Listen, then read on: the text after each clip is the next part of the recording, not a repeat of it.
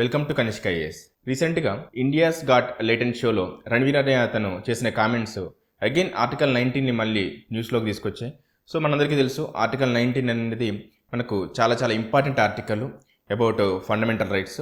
So ఒకసారి మనం article 19(1)(a) ఒకసారి చూస్తే ఇక్కడ ఫ్రీడమ్ ఆఫ్ స్పీచ్ అంటే మనకు నచ్చింది మాట్లాడొచ్చు అని కాదు. జనరల్గా మనం ఏదైతే మాట్లాడగలమో, ఏదైతే లిమిటేషన్స్కి లోబడి మాట్లాడగలమో అవన్నీ కూడా మాట్లాడవచ్చు. మనకు ఆ కాన్స్టిట్యూషన్ ఆ రైట్స్ కూడా ఇచ్చింది.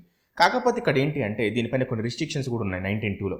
జనరల్గా రిస్ట్రిక్షన్స్ దేని మీద ఉన్నాయి అంటే మనకు సెక్యూరిటీ ఆఫ్ స్టేట్కి సంబంధించి మనం రిస్ట్రిక్షన్స్ ఉన్నాయి, మన పైన morality, law and order. So ఇలా మనకు కొన్ని రిస్ట్రిక్షన్స్ ఉన్నాయి. బట్ ఎనీవే ఇక్కడ హేట్ స్పీచ్ అని కూడా మనం జనరల్గా డిస్కస్ చేస్తూ ఉన్నాం. సో హేట్ స్పీచ్ సంబంధించి కూడా మనం ఆర్టికల్ 19ని డిస్కస్ చేయడం జరిగింది.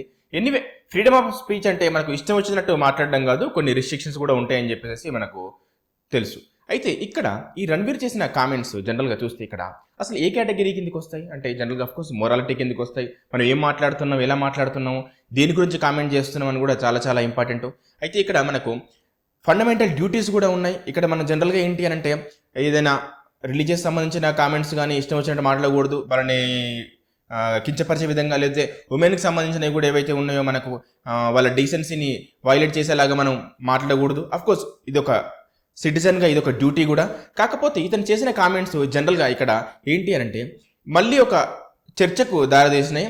అసలు మనకు కాన్స్టిట్యూషన్ ఎలాంటి రైట్స్ ప్రొవైడ్ చేసింది, దానిపైన ఎలాంటి లిమిటేషన్స్ ఉన్నాయి, దాంతోపాటు స్టేట్యుటరీ ప్రొవిజన్స్ ఏమైనా ఉన్నాయా? అఫ్కోర్స్ డెఫినెట్గా ఉన్నాయి. ఇన్ఫర్మేషన్ టెక్నాలజీ యాక్ట్ 2000 అనేది చాలా క్లియర్గా మెన్షన్ చేయడం జరిగింది. ఐటీ రూల్స్ 2021లో కూడా మనకు చాలా క్లియర్గా మెన్షన్ చేయడం జరిగింది. ఈ ఎలాంటి లాంగ్వేజ్ యూజ్ చేయాలి ఇలాంటి షోలలో, ప్లస్ ఎలాంటి కంటెంట్ అనేది డిస్ట్రిబ్యూట్ చేయొచ్చు, ఇలాంటివి కూడా మనకు మెన్షన్ చేయడం జరిగింది.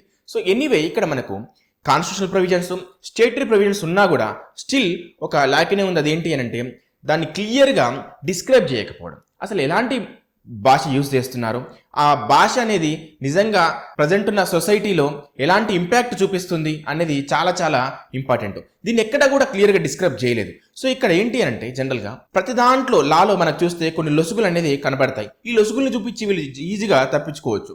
ఏంటి ఇక్కడ కాకపోతే రీసెంట్గా సుప్రీంకోర్టు అతనికి బెయిల్ ఇచ్చే దగ్గర, ప్లస్ అతను నెక్స్ట్ అతని మీద ఎలాంటి కేసులు పెట్టొద్దనే దగ్గర ఒక కామెంట్ చేసింది. అదేంటి అంటే మీరు మాట్లాడిన భాష ఏదైతే ఉందో అది ఒక మీ యొక్క ఇంటెన్షన్ని తెలియజేస్తుంది అని చెప్పేసి. అఫ్కోర్స్ మనం మాట్లాడే భాష ఆ వ్యక్తి యొక్క వ్యక్తిత్వాన్ని డెఫినెట్గా తెలియజేస్తుంది. కాకపోతే ఇక్కడ ఏంటి అంటే జనరల్గా మాట్లాడే భాషని వాళ్ళు రకరకాలుగా ఎక్స్ప్రెస్ చేస్తూ మనకు జనరల్గా ఏం చేస్తున్నారంటే వాళ్ళ యొక్క ఐడియాలజీని స్ప్రెడ్ చేస్తూ ఉన్నారు.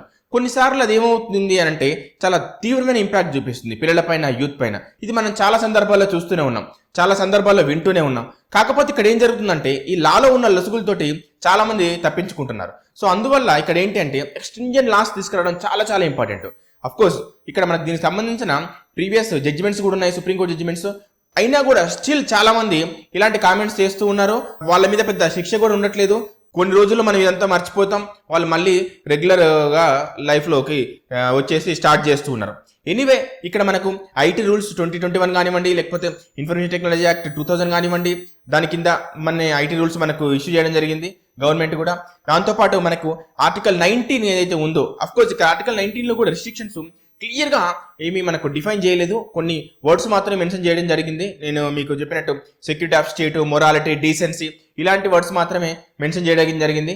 సో దీనిన్నింటినీ చాలా క్లియర్గా డిఫైన్ చేస్తూ ఒక ప్రత్యేకమైన చట్టం తీసుకొచ్చి ఎప్పుడైతే రెగ్యులేట్ చేస్తారో అప్పుడే ఇలాంటివన్నీ కూడా తగ్గే అవకాశం ఉంది. సో మన ఎగ్జామ్ పాయింట్ ఆఫ్ వ్యూ ఒకసారి చూస్తే మనం ఇంతకుముందు కూడా హేట్ స్పీచ్ గురించి ఆల్రెడీ ఆర్టికల్ 19 డిస్కస్ చేయడం జరిగింది. హేట్ స్పీచ్ కూడా అఫ్కోర్స్ దీని కిందకే వస్తుంది, రిస్ట్రిక్షన్స్ కిందకే వస్తుంది. ఫ్రీడమ్ ఆఫ్ స్పీచ్ అనగానే ఏదో ఇష్టం వచ్చినట్టు మాట్లాడేస్తాం ఆర్టికల్ 19 కింద అని చెప్పేసి అసలు వీలు ఉండదు.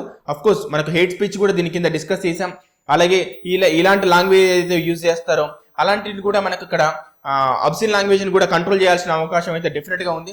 సో ఈ ఎగ్జామ్ పాయింట్ ఆఫ్ వ్యూలో మనం డెఫినెట్గా ఆర్టికల్ 19ని మనం మెన్షన్ చేసి, అదేవిధంగా ఐటీ యాక్ట్ మెన్షన్ చేయడము, అదేవిధంగా ప్రీవియస్ సుప్రీంకోర్టు జడ్జిమెంట్స్ ఉన్నాయి వాటిని కూడా మెన్షన్ చేయడం ద్వారా ఏంటంటే మన ఆన్సర్కి డెఫినెట్గా ఒక అథెంటిసిటీ క్రియేట్ చేయొచ్చు. కాకపోతే ఇక్కడ ఏంటంటే మనకు క్వశ్చన్ అడిగిన విధానాన్ని బట్టి మన సజెషన్స్ కూడా చాలా చాలా ఇంపార్టెంట్. ఇక్కడ సజెషన్స్ విషయానికి వస్తే ఇక్కడ ఏంటంటే జనరల్గా మనం ఇంతకుముందు డిస్కస్ చేసినట్టు ఒక స్ట్రింజెంట్ లాస్ యాక్ట్స్ అనేది చాలా చాలా ఇంపార్టెంట్. లేకపోతే జనరల్గా ఏంటి అని అంటే ఈ సంస్కృతి ఇలాగే కొనసాగుతుంది. దీని ఇంపాక్ట్ అనేది నెక్స్ట్ జనరేషన్ పైన చాలా తీవ్రంగా ఉండే అవకాశం అయితే డెఫినెట్గా ఉంది.